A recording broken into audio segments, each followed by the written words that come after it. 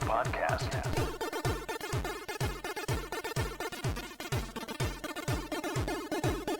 Banging your eardrums.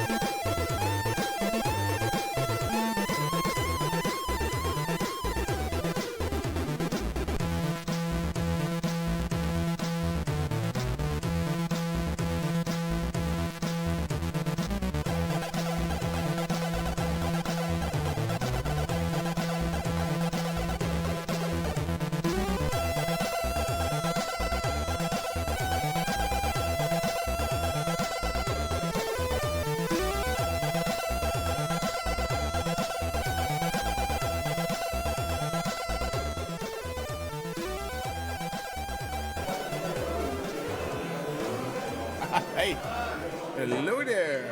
Good. Okay. I can hear myself. I can hear the rest. It's pretty loud here in the background here, but it's okay. Hey everyone. Adjust the microphone a tiny bit because lots of background murmurs going on. Hi. Hey everyone. Welcome to X2024. I'm an arrogant bastard, and back where we were. Well, where we left the place a few months ago. There we go. Much better. And yeah, welcome to X 2024. 1 year after the previous one, a bit out of sync. We release every 2 years.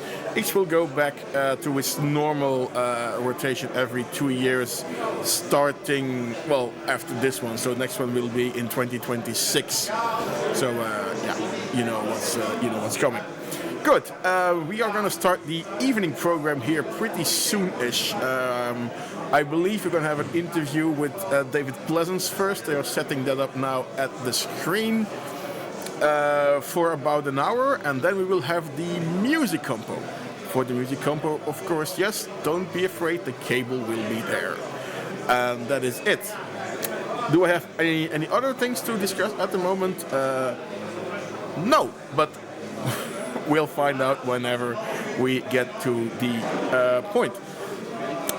So I'm gonna have people come in here and say hello to each other and stuff with some background music, I guess. Let's see, anyone else specifically? Proton, yes, this is the official stream, by the way. We stream these to Scenesat, and Scenesat then relays to Twitch.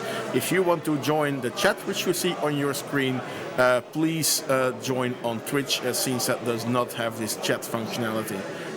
But if you don't like Twitch, which is perfectly fine, you can watch on Scenesat, scenesat.com/video, or Twitch TV/Transmission64, because we are using the Transmission64 channel, kindly provided to us by Transmission64, obviously. Good. Speedy, the performances. I don't know. What I can get here is what is shown on the beam, and right now that is a Windows background, so I'm not gonna go there. They are setting things up for the talk. So if I get them up here, yes, we might stream or at least record them. It's not sure. The way it is set up now, technically, very unlikely. Maybe the ex-organizers will take care of that on their own. This is not happening with this year's budget, all the fancy cameras, because they had a lower attendance count than last year. Of course, last year was massive. They had 5 years of no X, like everybody and their cousin and their pet chihuahua was here. So not as fancy with camera work. I also don't think we might have a camera that is coming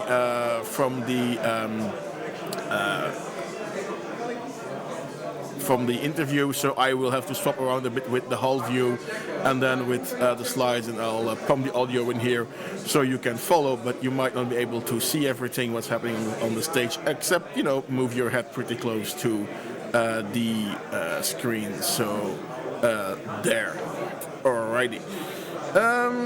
Yeah, Anonym, hello there. Yes, nice shirt. It was just-in-time delivery, actually.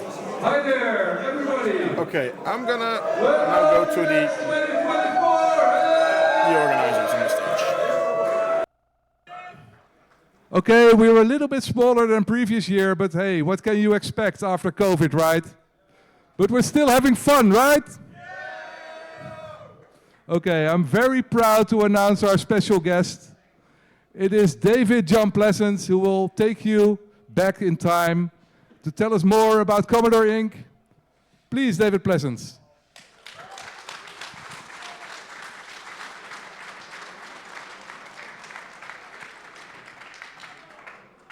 Thank you so much, everybody, and I just want to say what a fantastic welcome I've had from all of you. It's been a real joy to be here, and in some ways I feel a little bit out of my depth because you guys are into this this product that we sold in such a way that nobody could ever have dreamed of all those years ago. And I, from the bottom of my heart, I thank you for what you do. It's just fantastic. And thank you.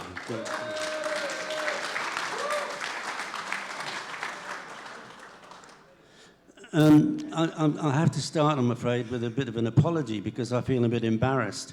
This presentation is about the very first book that I wrote about Commodore, which is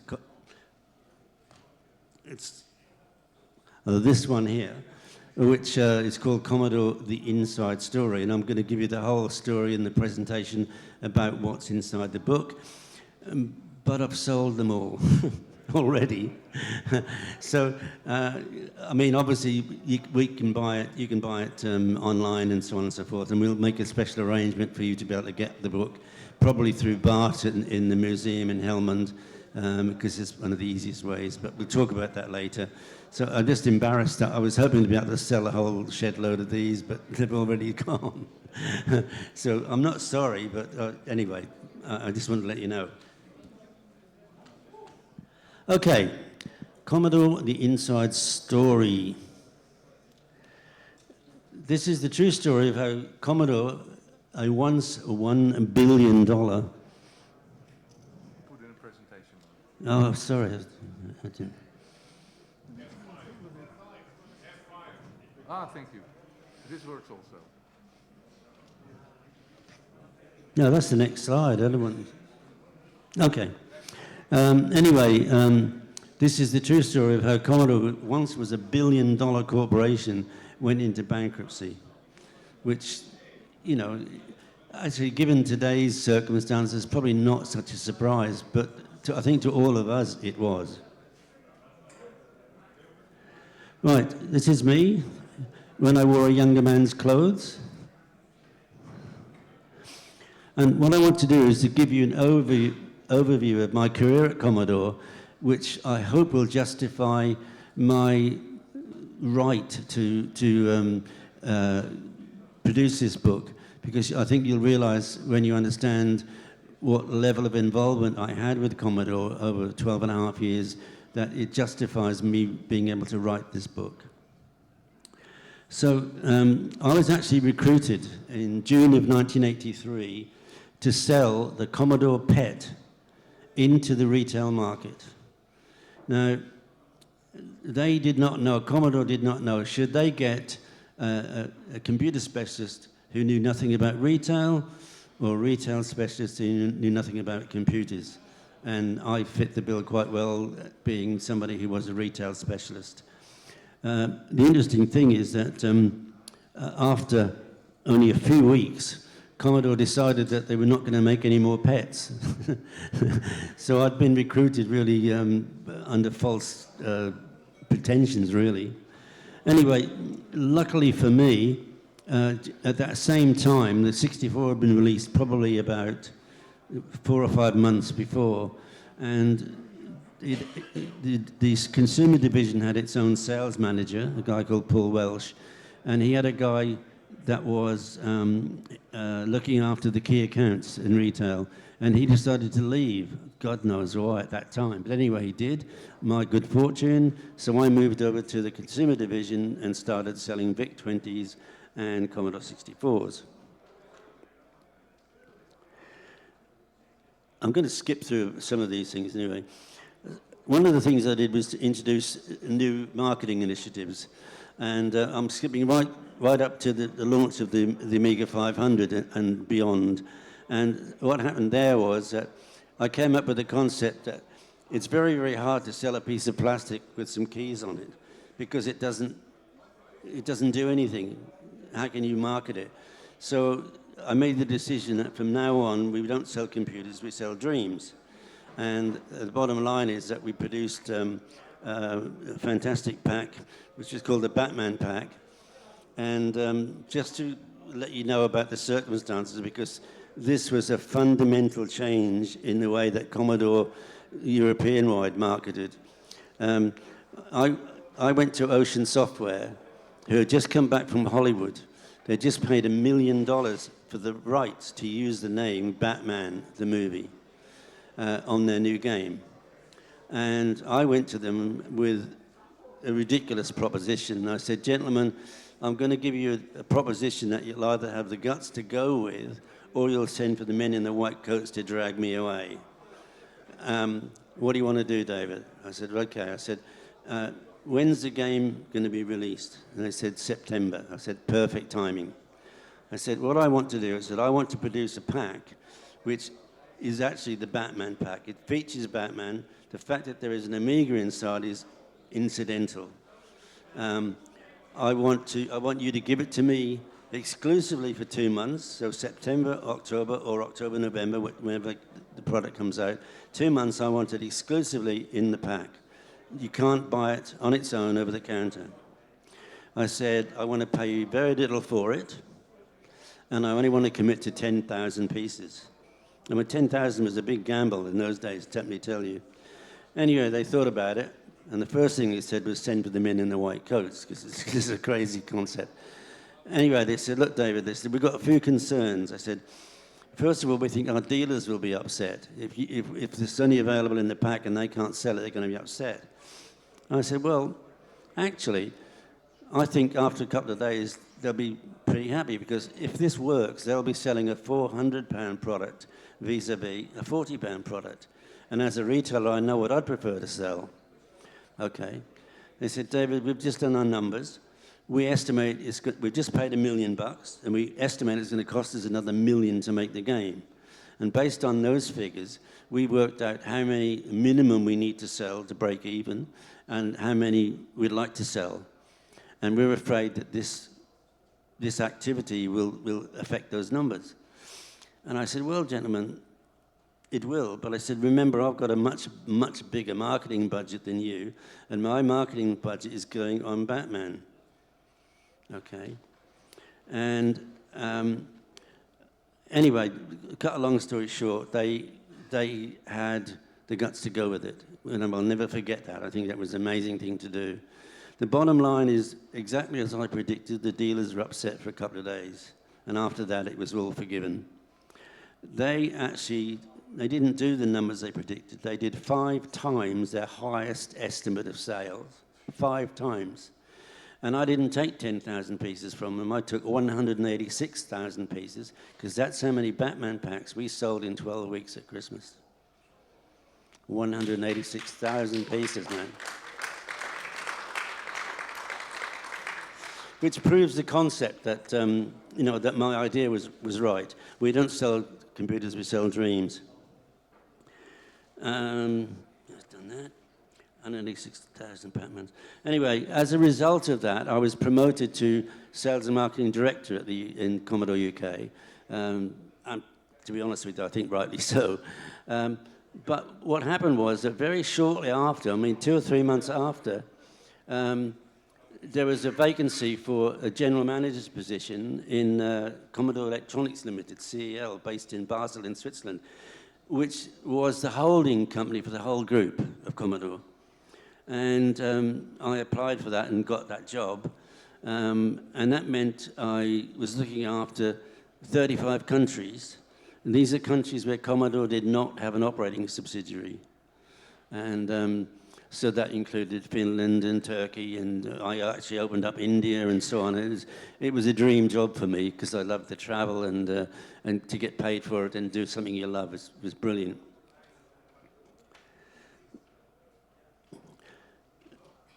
Then in January of 1992, at a meeting in Frankfurt, a general managers meeting, with Mehdi Ali, who was the president of the company, he told me that I had to take over as vice president of the consumer products in the States, because the States sales, we called them sales prevention officers, because they were terrible. They had no idea about the selling and so on.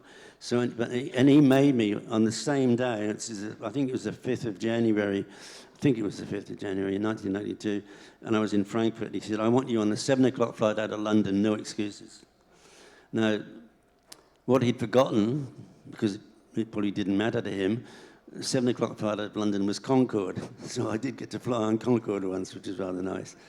Anyway, I went to the US, and I sorted out the mess there. What had happened, I won't go into great detail now, it's all in the book, but Commodore's customers were not paying their bills, and nobody could understand why. I found out why. They'd been filled to the gunnels with a product that was very difficult to sell, and it had been sold to them, signed by the president of Commodore Inc., Jim Dion, sale or return. And of course, nobody knew this had been done, and so nobody would take the product back because they didn't know they had to. And that's why nobody was paying their bills. It was stalemate, if you like. Anyway, I sorted that out. And then eventually I told Mehdi Ali that I don't want to stay in America any longer until we launch the 1200.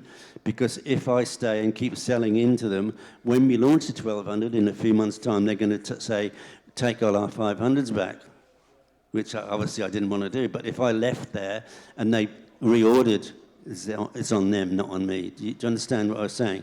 So I talked myself out of the job there, fully expecting to go back. But anyway, shortly after that, I was forced back to the UK as MD. I wasn't given an option because Commodore was in big financial trouble, and they knew that the UK was the strongest one, and they knew that I'd kind of built the business. Okay, I think that as an overview of the career with Commodore, I was with them 12 and a half years. I think you'll understand that I think it gives me the right to have written this book, and now I'll just tell you more about the book. If that wasn't enough to entice you, the book contains several unedited chapters from many people who also worked within Commodore. What happened was that when I'd written my story, I read it back to myself and I thought, this is more a story about David Pleasance than it is about Commodore. And then I thought, well, actually, it can't be anything else because this is through my ears and my eyes, so I'm telling it as it was. But for me, it wasn't enough. I wanted to give a much broader perspective of what was happening at Commodore, but also from the inside. So I enticed several people from within Commodore to write chapters, which I promised I would not edit anything. Whatever they wrote, it didn't matter what it was, it would be printed, because it's their story. For example, R.J. Michael, one of the designers of the Amiga, he's written a chapter. Dave Haney, I think most of you know of Dave. Without doubt, he was the most forward-thinking engineer in Commodore at the time. Tim Chaney, he was the guy who I replaced from the consumer division. He decided to leave just after the 64 was launched. He's made a very good career in software anyway, but I'm just putting him up there because I want him to write about the few months before I joined. Gail Wellington, some of you might know her. She was head of CATS, Commodore Amiga Technical Support. Lovely lady. She's very unwell at the moment. We wish her well. Hope she'll get better soon.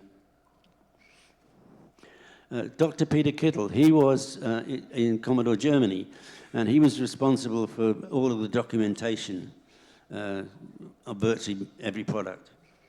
Nice, very nice guy, actually. Beth Richards, she's an engineer in Westchester. She was working when Commodore went bankrupt on the CD 1200 to turn the Amiga 1200 into a 32. Obviously, it didn't get finished, but there's another side to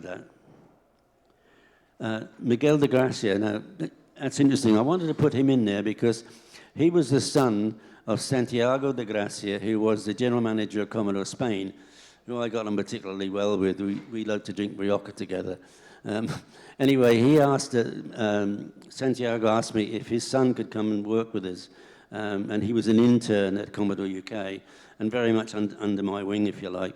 And he's recently been elected to the board of a big company. He's doing really, really well. So I wanted him to put his perspective in. Joe Benzing, I don't have a picture of him because he moved to Ukraine, and I haven't heard from him for a little while. Now, Wim Mulders, he was Commodore Benelux, and his chapter tells all the stories about all the goings-on, mostly in Commodore Netherlands. And it was, well, it was it was illegal, and well, I'll tell you a story. I wasn't going to do this, but I'll tell you the story. Commodore UK was the very last of Commodore companies to go bankrupt. We lasted 14 months, I think it was. Anyway, Commodore UK shared, I think it was an IP with Commodore Netherlands, some small thing. So the liquidator of Commodore Netherlands asked us to go over and just discuss this IP, which we did. It was no problem. Anyway, while we were there, he said, "What do you think of this?" And he pushed a piece of paper across to us. And it was an expense claim from a certain Mr. Bernard van Tienen, who was the general manager of Netherlands. He's passed away now. He later went to work for ESCOM, a lot of crooks together. Anyway, this was an expense claim, and it was from an establishment in Amsterdam called Yab Yum, which, as I understand it, was the most high-profile brothel in the whole of the Netherlands. And get this, it was for $480,000. So you get the idea, I think. Kieran Sumner, he was in charge of the Amiga 1000 when it first came out, which was considered a business product. It wasn't a consumer product. And so he's written a chapter. Now, people that were not within Commodore but were very closely associated, there's Francois Lyonnais, he's written Amos. You probably heard of Amos.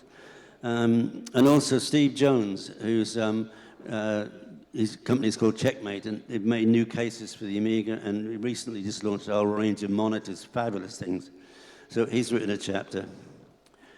Now, a quick rundown of the contents. 340 pages, forward by Trevor Dickinson from Aeon Technologies.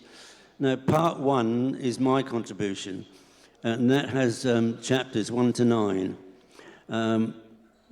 Chapter 1 chronicles my early career before Commodore. It's just to give you an overview, really. Then we talk about Commodore UK, Slough, where we started, then to Corby. We had a big plant in Corby, and back to Maidenhead. Then CEL in Basel, where I was for 2 years. And then there's an interlude, which is about Commodore the Netherlands, because it's a bit sufficient enough chapter for it to be written about. And then Commodore Inc. in the US, as I just explained to you. This also part of the thing is, I call it a comedy of errors, because our illustrious president, Mr. Mehdi Ali, who, when I'm asked how to describe him, I describe him as a Pakistani Danny DeVito, because that's his size. His cigar was bigger than him, you know. But you could not meet a bigger imbecile in your life. I'm not kidding. And also Irving Gould, who was a chairman, who I actually got to know quite well. If you don't mind, I'll tell you a little story. It is in the book, but I'll tell you this little story. I was quite close to Irving, although he would never listen to anything about Mehdi's misgivings. Every time I mentioned it, he said, I put him there, let him do what he wants to do. But anyway, one day I had the impertinence to ask him how he made his fortune, because he was a very, very wealthy man. And he'd been brought in by Jack Tramiel, and Jack Tramiel ended up with 7% of the company, and he had 22%. So I just said to him one day, I said, Irving, would you mind telling me, if it's not too rude, how you made your fortune? And I'll tell you exactly word for word what he said. He said, David, I took the best piss of my life. What are you talking about? He said, it was like this. He said, I was in the Four Seasons restaurant in Manhattan, which at the time was the place to be. He said, I need to take a leak. He said, so I walked into the toilet. I just started. A young guy came in. I hope you don't mind me swearing, but I'm just telling you word for word. He said, a young guy came in. The young guy said, fucking can't believe this. They're so fucking stupid. They got the best fucking opportunity in the world. Anyway, Irving said, whoa, whoa, whoa. He said, you're upset. What's wrong? This guy said, oh, look, he said, I've just brought a proposition to my company. Incredible proposition. And they just turned it down, and I can't believe how bloody stupid they are. So Irving said, well, tell me, what is the proposition? And this guy said, well, did you know how goods get transported around the world by sea? He said, and it's very difficult. He said, if you're moving oil, you're moving grain, you're moving electronics or whatever, it's very difficult to stow them into the hold. So these guys have come up with a concept of containerized things. They've got 20-foot, 40-foot containers. They've got special vehicles to move them around. They've got ships which will carry them. It's a revolution. He said, and I've just brought to my company the rights for that whole situation for the USA, and they've turned it down. And Irving said, you've just found your man. And that's how he made his fortune. I just thought it's an interesting thing, you know. Okay, I'll get to the worldwide launch of the CD32. I have to tell you that I was vehemently against the launch being brought forward. In all my years at Commodore, the CD32 was the only product that ever actually planned to make and launch properly. And then Mehdi Ali wanted to screw up the deal. I got development kits into all the major software houses in the UK. They were all working on brand new software that utilized the extra benefits that the CD32 brought. And it was planned that the launch would be the following late spring, early summer. So they had time to make the games, and we had time to get... And also, we had Amiga 1200s not long previously been launched, and we'd got orders coming out of the yin-yang for them for the Christmas period. And Mehdi insisted to bring the launch forward. He said, I need the extra sales. I said, Mehdi, you are crazy. We're not going to get extra sales. All you'll do is kill the 1200. And so what are we going to do with all that stock? And I said, the games aren't ready. People are going to very quickly port existing games from the 1200, and people who buy the CD32 are going to be disappointed. He would not listen under any circumstances. So I was forced to do the worldwide launch. Now, sometimes there is a God, because we'd set the launch date for the 16th of September, 16th for a special reason. Just prior to the launch, there was an article in PC Week magazine where the reporter had interviewed Tom Kalinske. Tom Kalinske was the worldwide president of Sega. And they said to Tom Kalinske, what about CD-based 32-bit games? And he said, can't be done. If anybody can do it, it would be Sega. It can't be done.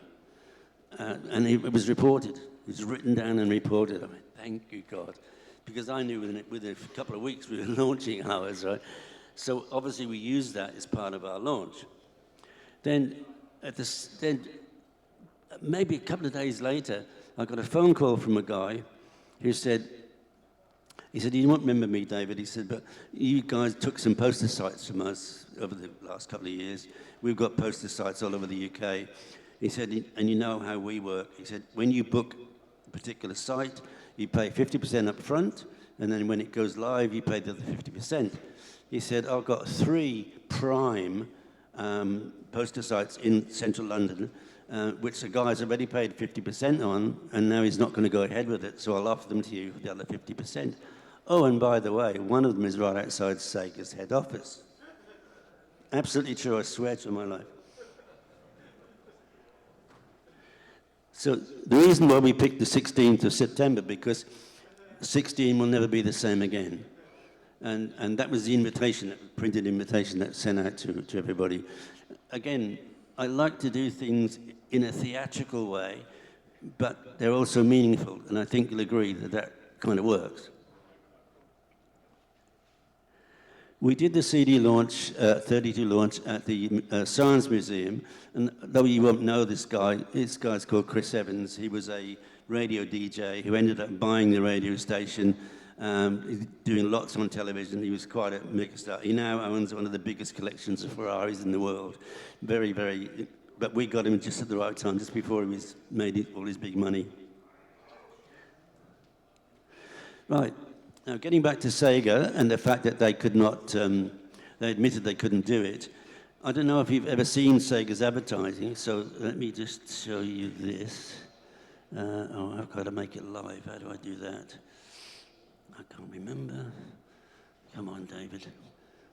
How do I make this live? Somebody help me?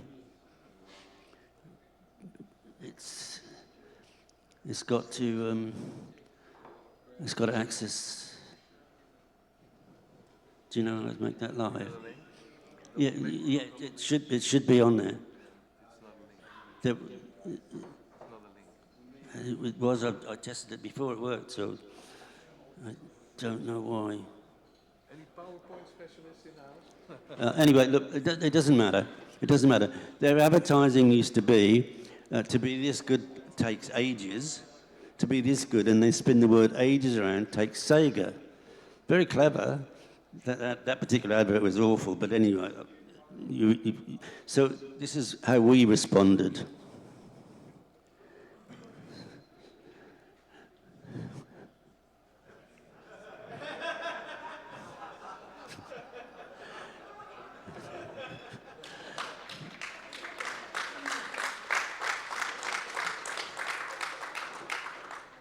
You got to admit it's a classic, and it was so, and we were jumping around. It was so good. I mean, I didn't come up with that concept, but I had the balls to do it.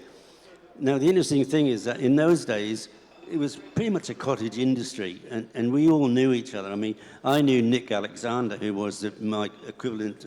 He was the MD of Sega UK, and we'd be competitors in the daytime, and we'd have a beer at night, you know, at the bar, because we were that close. Anyway, just a couple of weeks after that went up, we used to have an annual industry dinner, in the Gloucester Hotel in London, and we'd raise money for charity, you know, the usual thing, glitz and awards and everything. So I was there with about 4 tables of people, and he was there with his people. And he walked over to me and he said, a bit close to home, Mr. Pleasance, a bit close to home. And I just said, well, Nick, where needs must, and never another word was said. They were seething, they were so angry.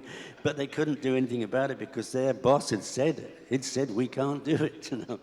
So sometimes there is a God, yeah? Now, next part of the book, I'm just going to briefly go over these. There's a scandal of the SCI, was a company in Scotland who were manufacturing 1200s for us at a time when we owed them money, and there was a big scandal about it. It's all in there. Then there's an interlude. I call these things interlude because they're not actually part of the story, but they fit in pretty well. Colin Proudfoot was my co-MD in UK. And we took a PC magazine to court because we took them to court personally because they wrote an article which was under a pseudonym. And don't you hate that when these guys haven't got the guts to use their own bloody name? And he wrote, and I think I can quote this, he wrote, "There's a nasty smell coming from Heathrow Airport where the directors of Commodore were seen with suitcases full of used £50 notes." And so we took them to court for libel. And their defense was, but we didn't mention anybody's name. And we just showed the court all the magazines, particularly my name was in all of them. Everybody knew who we were. So we won the lawsuit. And we got some money from them.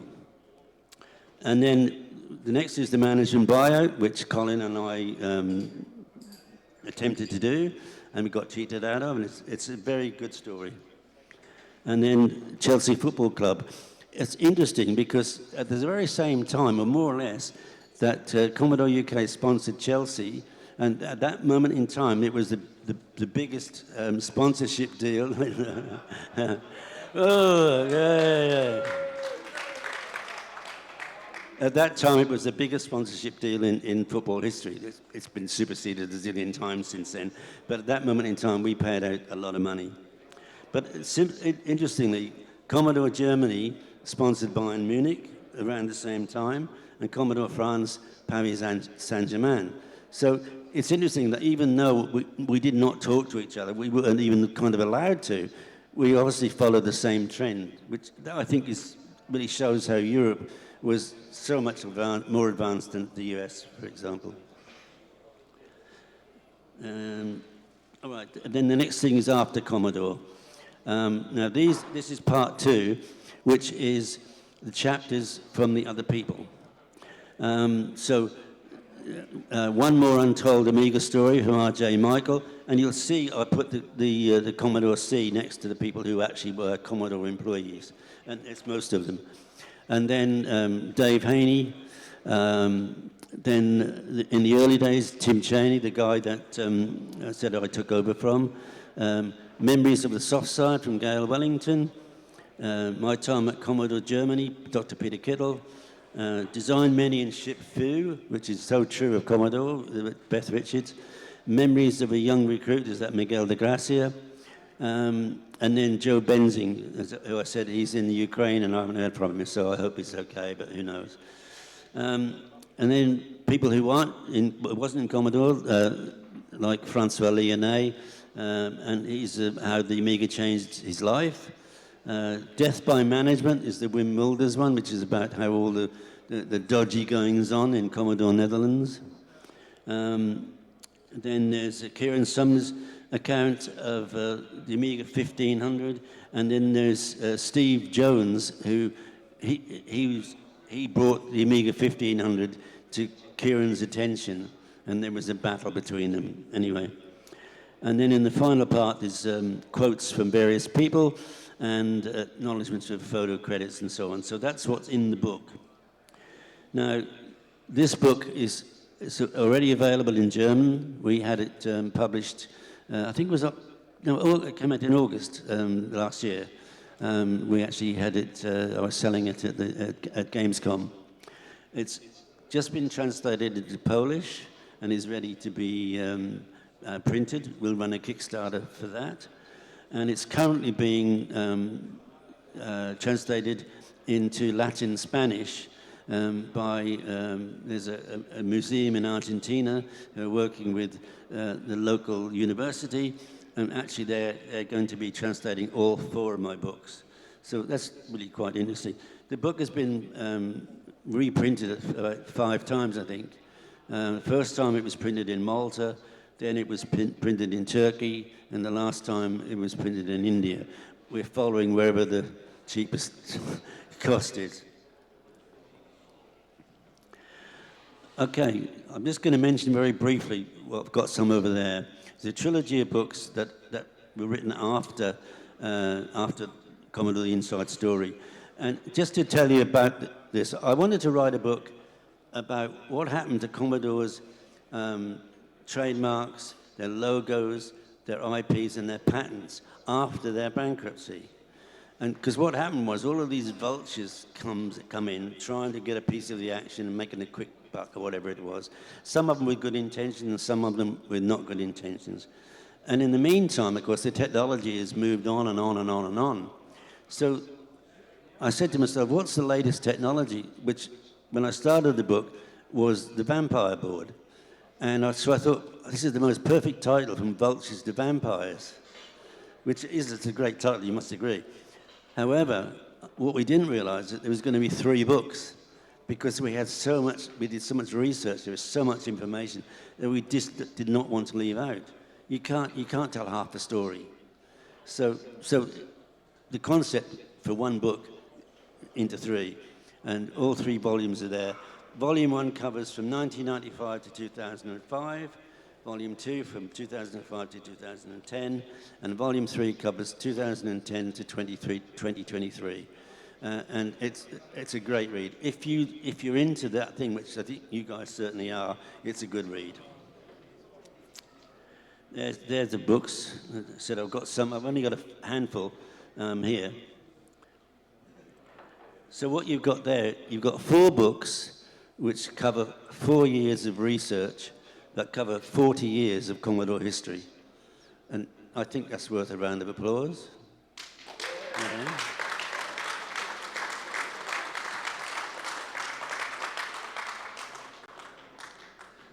And I'm being cheeky. I've got to promote how I'm kind of making a bit of a living now. I've got Commodore branded clothing and stuff on the table over there. It's a difficult thing to do because you've got everybody's choices of colors, you've got everybody's size differences. It's really difficult to be on the money. But I pride myself in everything I produce is good quality, and I make sure that the quality is good. Now, I've also launched my own branding because I got fed up of being told that you can't do this, you can't do that with the trademarks. So I've come up with this concept, proud to be an Amiga-holic, which I think works pretty well. And this is an example of what I produced. Now, unfortunately, not in time for this show, but we're also doing proud to be a Commodorian. So that, that will be something that I think you Commodore people will appreciate more so than the Amiga people, obviously. So I've got a range of goods for the Amiga-holics. These are tracksuits, caps of different colors. A bit premature. I've got mugs and key rings and all sorts of fancy things as really memorabilia that I'm looking forward for people to buy and enjoy. And then I guess finally, I just want to announce that I'm about to launch a new Kickstarter for a new book. And the book is called Dare to Dream. And this is not the finished cover, by the way. We start off with basic designs and then you end up after lots of work to get a good cover. But basically the concept is, what would have happened if Colin Proudfoot and I had actually won the management buyout, what we were planning to do, how we intended to fund the R&D that was so sadly lacking in the previous Commodore Amiga in order to produce more Amigas and better and beyond. And with that book, I'm very proud to announce that I'm actually working with Dave Haney. I haven't put that on there. So Dave Haney and I are actually writing the book. We did a video on Wednesday of this week announcing the Kickstarter. And so we're really lucky because we've now got the benefit of hindsight with all the technology that's come out since Commodore's bankruptcy, how we would have dealt with that technology, how we would have collaborated with all of those manufacturers of various things and said to them, look, your engineers work closely with ours. We'll avoid all of the incompatibility problems by working together, and it'll save money, and we'll share the spoils. And we would have done that. So Dave is writing about the technology and how he would have introduced it. He was all talking about AAA and the AGA chipset and so on and so forth. So it's going to be a really intriguing book because basically we're kind of starting from today and working backwards. So in a way, it's a little bit of fiction, but it's also real too. And I think you'll find, well, I know you'll love the book because what we planned for Commodore would have worked. So the subtitle is the vision of what Commodore and Amiga could have been, ... should have been, ... and that's the new book. So please look out for the Kickstarter. Please support it because without Kickstarter support, these things can't be done. They cost a lot to write and to edit and all of those things, even before you get to actually printing the book and so on and so forth. So anyway, if you're intrigued, please look out for it. I'll be promoting it obviously pretty heavily through Facebook and social media, but I'd love you to support it if you can. Anybody who's interested in any of my products, that's it, info@cbmamiga.com. You can reach me there at any time. I stopped using email at davidpleasance.com because when I set that up a long time ago, long before I was back in the community, that was really for personal, family and stuff like that. So I'm trying to move people away from that now, and cbmamiga.com is the way to get hold of me. And I do respond. I think you can tell that. So, questions and comments? Thank you very much, David, for your captivating story.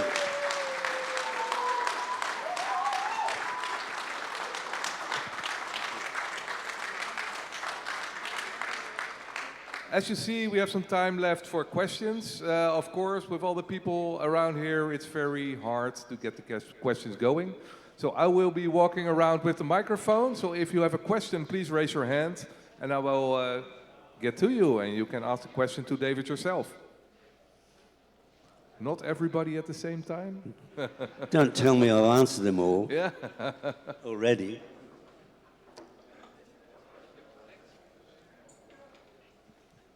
Well, I have no idea where exactly you were at that time of Commodore, but can you tell me anything about the failure of the C64 game system? Who made the decision to put out that thing, and how it came along that it failed so miserably?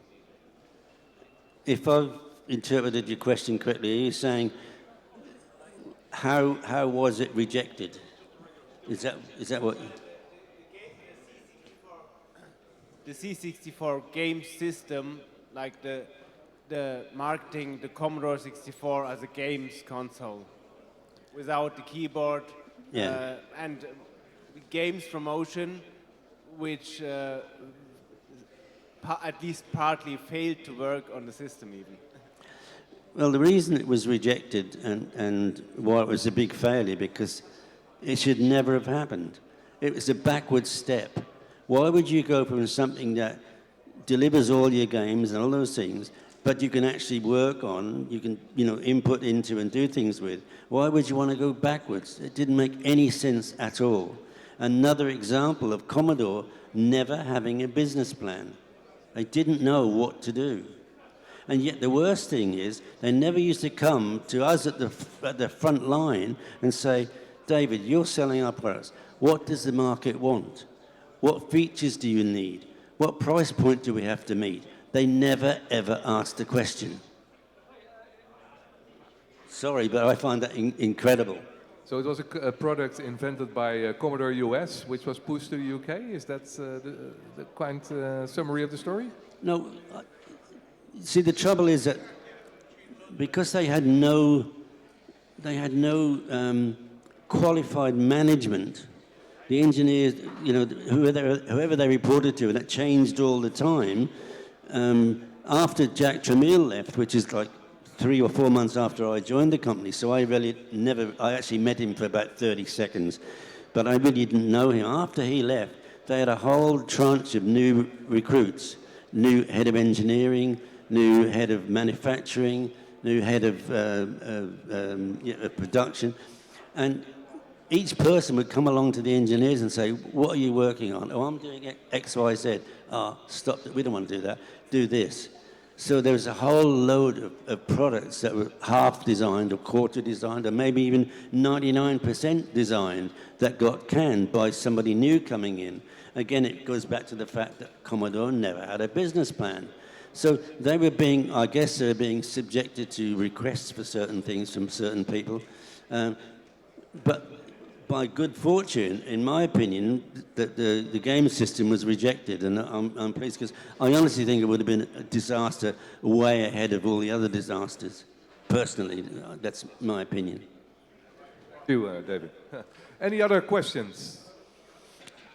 Come on. Yes, it's over there. DK.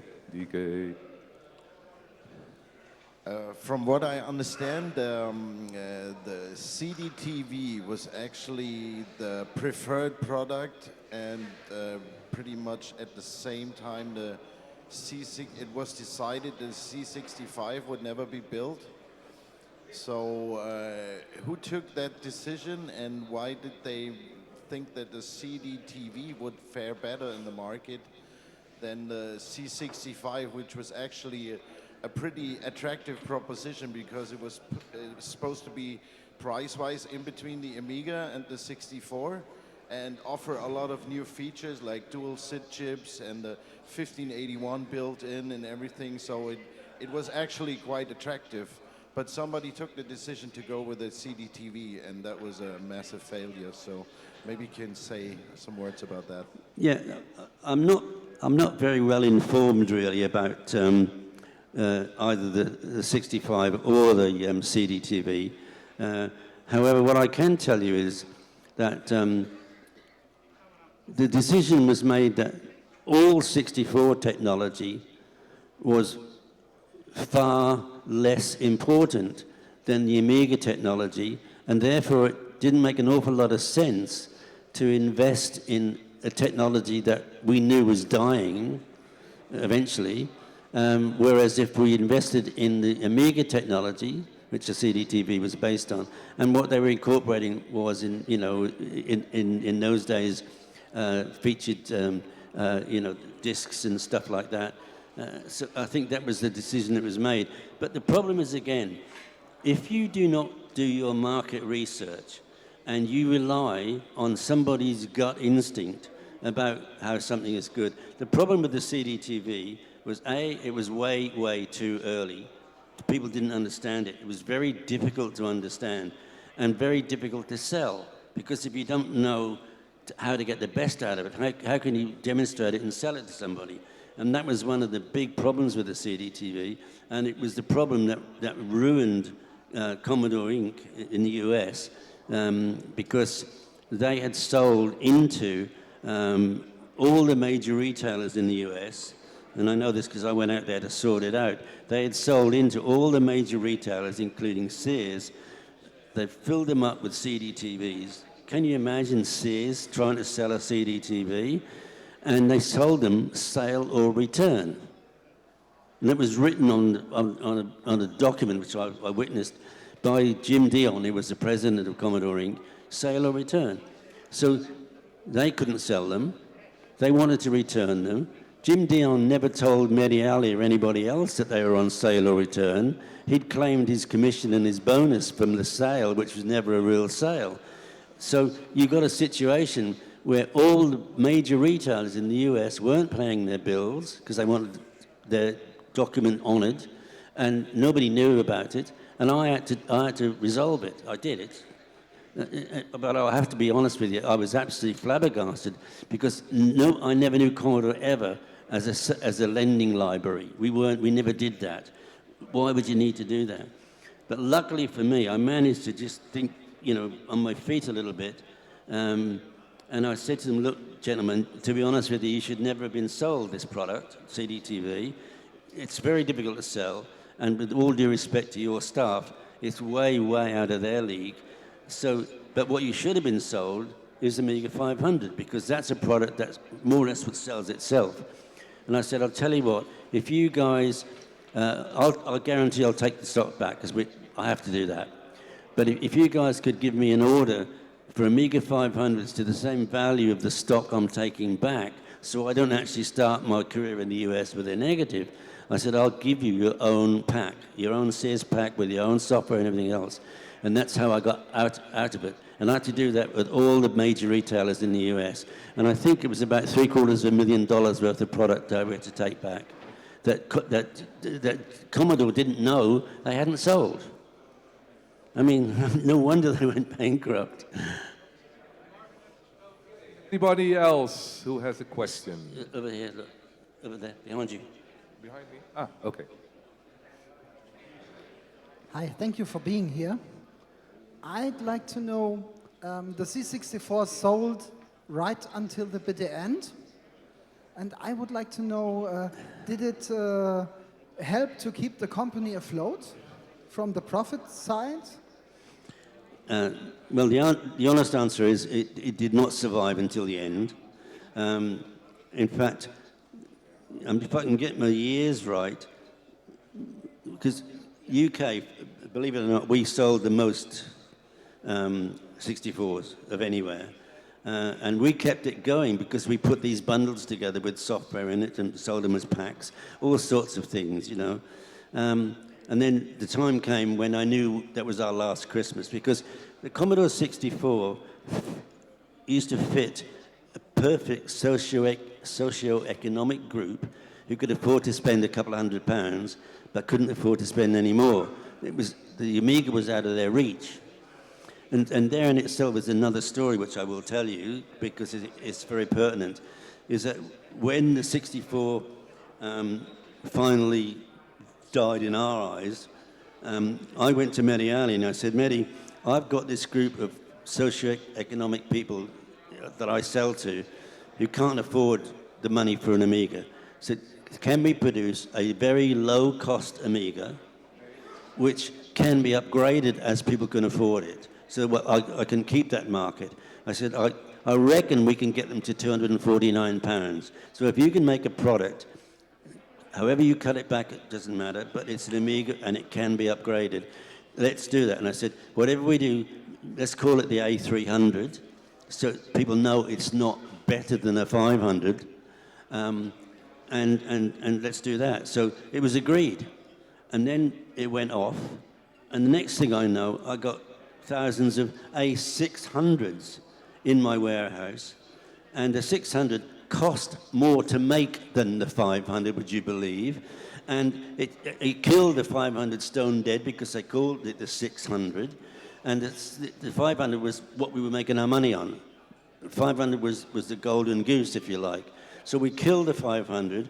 The 600, it did okay, but we were losing money on it. We weren't losing, but we weren't making any money on it.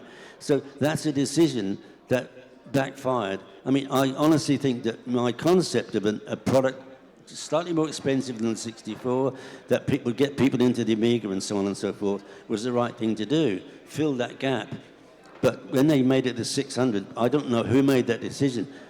The annoying thing is that all of the first 600s that came in had A300 on the motherboard. Go figure. Yeah, I just wanted to know if the money coming from sales from C64, as long as it was still on sale, did help to compensate this problem. No, not really, because although I think they made a reasonable profit as a percentage, But in money terms, it wasn't enough to cover the overheads of Commodore. You know, the way that Commodore was structured with all of these subsidiaries, offices that they were paying rent for, and all the different people all around the world, they were top-heavy financial terms, and because they had no external auditing, they didn't know the things that were not actual sales. They thought the money was in the bank, but because they didn't check, they didn't know. So you got a company with no business plan, a company with no external auditing, and run by idiots. It's a recipe for disaster. Thank you. Okay, everybody. Thank you very much, David, for your captivating story. We are going to continue with our schedule and the rest of the program. Okay. I will ask you for one more round of applause for David. Thank you. It's a pleasure to be here. Thank you.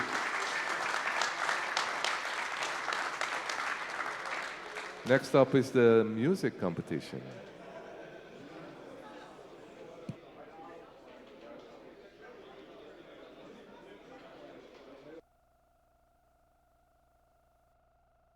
All right, so that was David John Pleasance, head honcho of Commodore UK and other places back in the day. Good, let me quickly do this.